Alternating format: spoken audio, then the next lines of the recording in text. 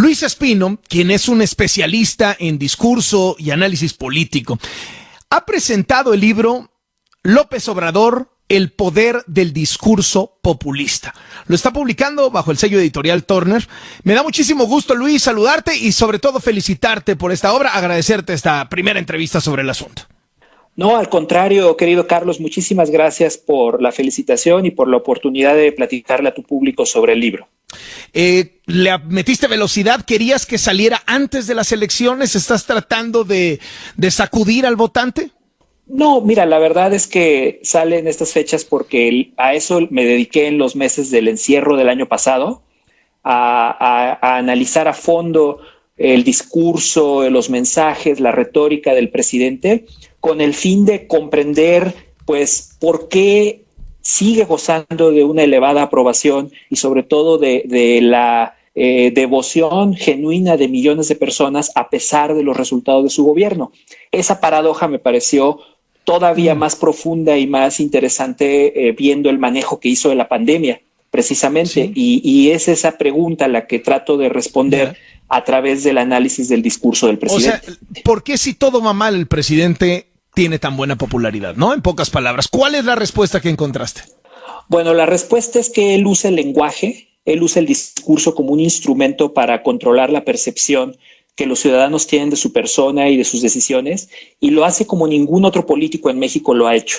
Y de ahí que yo afirme en el libro que él ha conseguido que muchos mexicanos lo evalúen no como un servidor público que nos tiene que dar resultados y que nos tiene que rendir cuentas de sus actos, sino como un hombre providencial que está cumpliendo una misión superior, que es reivindicar a un pueblo victimizado que ha sufrido muchos años el abuso de los poderosos.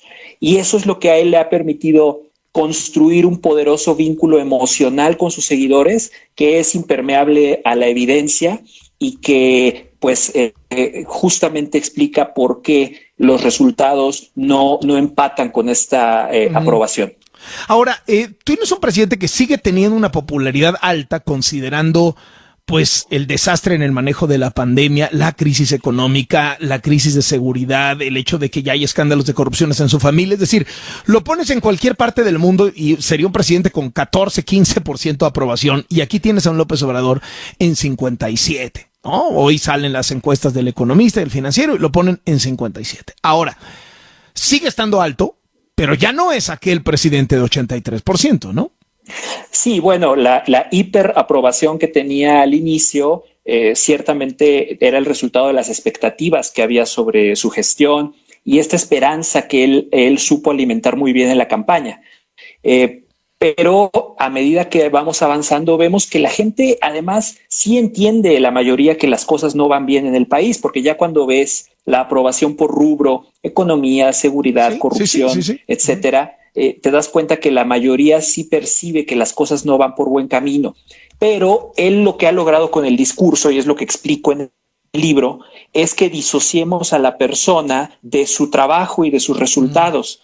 Y entonces hay una reserva de paciencia y de expectativa con él que ningún otro de los presidentes anteriores tuvo por tanto tiempo. Y eso es lo que explica, en mi opinión, que él logre ir ganando lo que yo llamo la batalla por el control de la realidad. Ahora, lo importante no es si nos cae bien o nos cae mal o si lo aprobamos o no en una encuesta. A final de cuentas, son opiniones personales de los ciudadanos. Lo importante es cómo usa él esa aprobación como un permiso para tomar decisiones sin importar los resultados. Él no se siente obligado a dar esos resultados porque él va convenciendo a una mayoría, todavía a una mayoría, de que él es un héroe patrio en vida a través del discurso. Él los ha logrado convencer de que está encabezando un movimiento épico, que es justamente lo que él y sus seguidores llaman la cuarta transformación. Y en el libro yo explico, entre otras cosas, por qué el uso de ese lenguaje y de esos conceptos no es bueno para la democracia. ¿Cuáles son los pasos que sigue disciplinadamente el presidente de México en su discurso para ganar esta batalla por el control de la realidad, como tú le llamas? Bueno, muy rápidamente son adaptar los hechos a su propia narrativa, en vez de que sea el discurso el que se vaya adaptando para explicar la realidad y para rendir cuentas. Él lo que hace es crea una nueva realidad a través del discurso. Otro paso, sustituir comunicación con propaganda, con el propósito de confundir a la sociedad y que entendamos los acontecimientos bajo la luz y bajo la historia que él quiere que los entendamos, y que pongamos su imagen a la altura de los héroes históricos.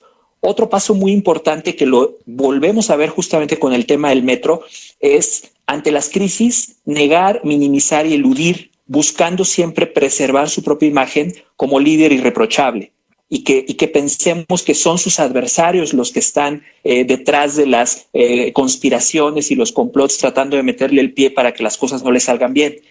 Uno muy importante es deslegitimar a toda fuente de conocimiento, información y crítica, con el fin de ser la única voz autorizada en el debate público y así evitar la evaluación objetiva de sus resultados. Y finalmente, manipular el lenguaje. Es muy importante y es algo que me interesa mucho que el lector del libro lo pueda analizar y pueda verlo. La importancia que tiene la forma en la que López Obrador ha influido en nuestro lenguaje público, porque a partir del uso de sus términos y de sus palabras y de sus conceptos es que ha ido modificando la percepción que tenemos los mexicanos de la realidad. Y esa percepción se forma, el primer paso que seguimos para entenderla y para opinar sobre ella es la elección de las palabras. Y eso es lo que en el libro trato ahí de danos un ejemplo de esto. Por ejemplo, el papel del insulto en el discurso como medio para destruir la imagen pública de los elementos que pueden ser un contrapeso o una oposición al presidente. Otro ejemplo, el uso propagandístico del término cuarta transformación, que es una forma en la cual el presidente no solo es que se coloque él a la altura de Juárez o de Madero, sino que también coloca a todas las personas que no piensan como él, que son críticos o que son opositores, en el mismo como lugar que los grandes villanos que nuestra historia nos quiere contar que fueron villanos. Ahora, hablas muy claramente entre la aprobación al presidente como persona y cómo se distingue de la reprobación al gobierno, ¿no? Es decir, cuando tú le preguntas a la gente cómo va la economía, cómo va la inseguridad, reprueba al gobierno, pero al presidente lo aprueba. ¿Cómo se incrusta Morena? ¿Cómo se incrustan los candidatos de Morena en esta dicotomía? ¿Los termina permeando el presidente y entonces eso, lo pienso de cara a las elecciones, que falta menos de un mes, y eso les beneficia? ¿O el hecho de que todo lo que no sea López Obrador esté reprobado les termina pegando? Pues sí, ahí ya depende de cada carrera, ¿no? De cada contienda electoral, quiénes son los candidatos. Yo hasta ahora no he visto a un político que realmente haya sido capaz de replicar al 100% o en un porcentaje elevado este discurso con éxito. Este es un discurso completamente creado a partir del ethos, de la personalidad, de la historia y de la visión de López Obrador. Sí tiene él una serie de voceros, apoyadores, propagandistas que repiten las frases, que utilizan los mismos términos, pero en términos de candidatos, hoy en día no veo una figura que haya sido capaz de replicar este discurso y de transformarlo en intención de voto, ¿no?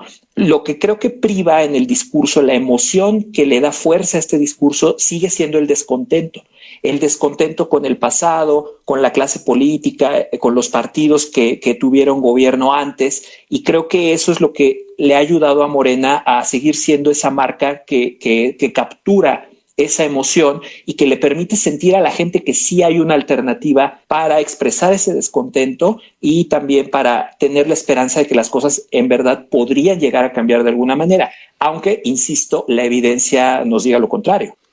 Luis, te agradezco muchísimo estos minutos para W Radio sobre tu nuevo libro. Ya está, me imagino que tanto para tenerlo físico como para tenerlo digital, ¿no?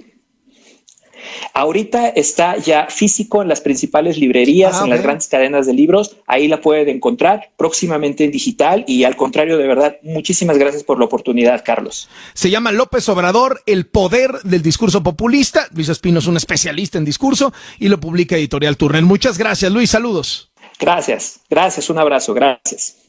Así las cosas.